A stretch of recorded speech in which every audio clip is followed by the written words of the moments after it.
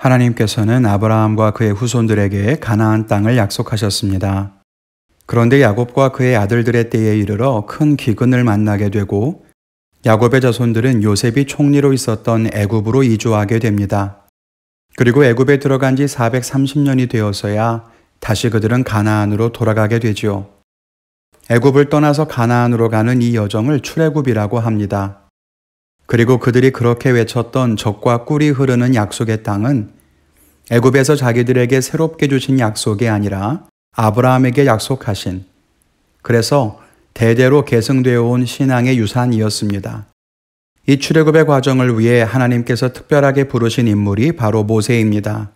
히브리서 기자는 보이지 않는 중에 하나님을 믿고 살았던 신앙의 선조들을 이야기하고 있는데요. 이제는 모세의 이야기를 다룹니다. 잘 알다시피 애굽에서 살던 이스라엘의 후손이 점차 늘어나서 그 숫자가 너무 커지자 애굽을 다스리던 사람들은 이스라엘을 두려워합니다. 그래서 산하 제한 정책으로 갓 태어난 남자아이들을 모두 죽이려고 하지요. 그때 몰래 갈대 상자에 모세를 담아서 강물에 띄우게 되고 애굽의 공주가 모세를 발견해서 자기의 호적에 입양하여 애굽의 왕가에서 자라나게 됩니다.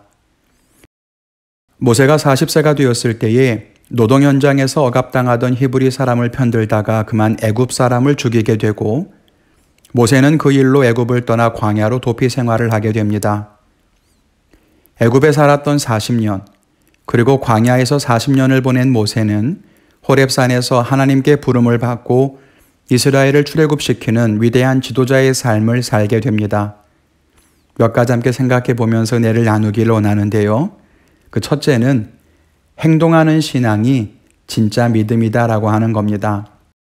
오늘 히브리서에 기록된 모세의 삶을 보면 우리가 출애굽에서 만났던 모세와는 조금 다를 수 있습니다.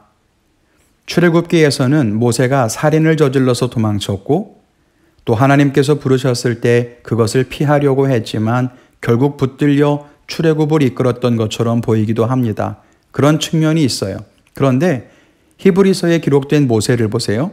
24절부터 보면 모세는 공주의 아들이라고 칭함받기를 거절하고 하나님의 백성과 함께 고난받기를 잠시 죄악의 낙을 누리는 것보다 더 좋아하고 또 그리스도를 위하여 받는 수모를 애굽의 보화보다 큰 재물로 여겼다고 합니다.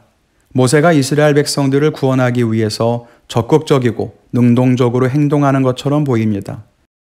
어느 쪽이 맞을까요? 어쩔 수 없이 흘러 이스라엘의 지도자가 되었을까요? 아니면 모세가 이스라엘 백성을 구원하기 위해 뛰어든 것일까요? 이 두 가지 측면이 다 있을 수 있다고 생각합니다. 물론 모세가 처음 하나님의 부르심 받았을 때는 주저했을 수도 있습니다. 이스라엘 백성들을 구원해야겠다, 그런 불타는 사명감이나 의협심으로 구원의 길에 뛰어든 것은 아닐 것 같습니다. 그런데 오늘 히브리서 기자는 왜 모세의 이런 결정을 모세가 선택한 것처럼 묘사했을까요? 하나님의 부르심이 있었고 처음에 그 부르심을 거절하려고 했던 것도 사실이지만 결국 그 부르심에 응답한 것은 모세의 결정이었고 그것은 행동하는 신앙이었다는 것입니다. 모세가 처음부터 이스라엘 백성들과 고난을 같이 받아야지 나 혼자 왕자로 사는 것은 말이 되지 않아 이렇게 생각한 것은 아니라 하더라도 하나님께서 고통받는 내 백성을 위해 가라라고 하셨을 때 모든 것을 버리고 이스라엘에게 달려갔다는 것은 모세가 왕자의 삶을 버리고 이스라엘을 선택한 것을 의미합니다. 자기가 애굽에서 얻을 수 있는 보물보다 고난의 길을 택하는 것이 더 귀하다, 그런 생각으로 출애굽을 시작한 것은 아니라 하더라도 결국 이스라엘을 이끌고 애굽을 떠나 광야로 들어간 것은 모세가 편안한 삶보다 고난의 길을 택하여 걸어갔다는 반증이 된다는 것을 우리는 알아야 합니다.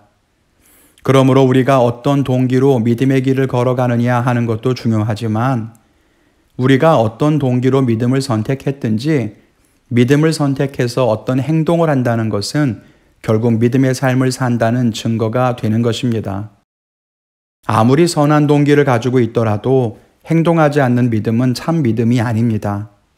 아무리 믿음을 잘 이해한다고 해도 행동하지 않는 믿음은 살아있는 믿음이 아니에요. 진짜 믿음은 결국 행동으로 이어져야만 합니다. 비록 우리의 동기는 완전하지 않고 우리의 의지는 약하기 그지없다고 해도 믿음으로 결정하여 행동할 때 우리는 믿음의 걸음을 걸어가는 것입니다. 우리는 많은 것을 알려고 합니다. 많은 것을 따지지요. 그러나 우리는 그에 맞게 행동하고 있습니까? 전도하고 싶은 마음이 우리에게 불타지 않는다고 해도 전도합시다라고 할 때 순종하는 마음으로 따라 나서고 있습니까? 성경 공부하자고 할 때 그거 다 아는 거라고 새로울 것 없다고 따지고 싶은 마음이 있지만 그래도 성도들과 같이 모이는데 힘쓰고 있습니까? 예배하기 싫고 헌신하기 어려운 때에 어떤 마음이든지 말씀에 순종하기 위해서 행동하는 것이 진짜 믿음이라는 것을 알아야 합니다. 그렇게 본다면 모세는 그의 마음이 어떠했든지 그의 처음 마음가짐이 어떠했든지 그는 위대한 행동을 실천했던 큰 믿음의 소유자인 것입니다. 둘째는 믿음의 행동을 하려면 보이지 않는 것을 봐야 한다는 겁니다. 모세의 이런 행동하는 믿음에 대해 27절에 뭐라고 말합니까? 왕의 노함을 무서워하지 않고 보이지 않는 자를 보는 것 같이 하며 참았다는 겁니다. 왕이 나를 죽일까를 생각하며 무서워한 것이 아니라 보이지 않지만 내게 말씀하시고 지금 나와 함께 하시고 나를 도우시는 하나님을 바라본 것입니다. 보이는 것으로는 행동할 수 없습니다. 나보다 세상은 더 강하고 내 편보다 대적이 훨씬 많습니다. 내 의지는 늘 약하고 내 성품은 완벽하지 않아요. 그래서 보이는 것을 생각하면 용기를 낼 수가 없습니다. 그러나 보이지 않는 하나님을 바라보면 우리는 행동할 수 있습니다. 무언가 무서운 일이 생기거나 용기가 필요할 때 사람들은 눈을 질끈 감습니다. 왜 그럴까요? 보면 무서워지기 때문입니다. 그러나 보지 않으면 용기가 생기죠. 네, 맞습니다. 보이지 않는 하나님을 바라볼 수 있어야 합니다. 우리도 모세처럼 담대한 믿음의 결단을 내리고 행동하는 신앙인이 되었으면 좋겠습니다.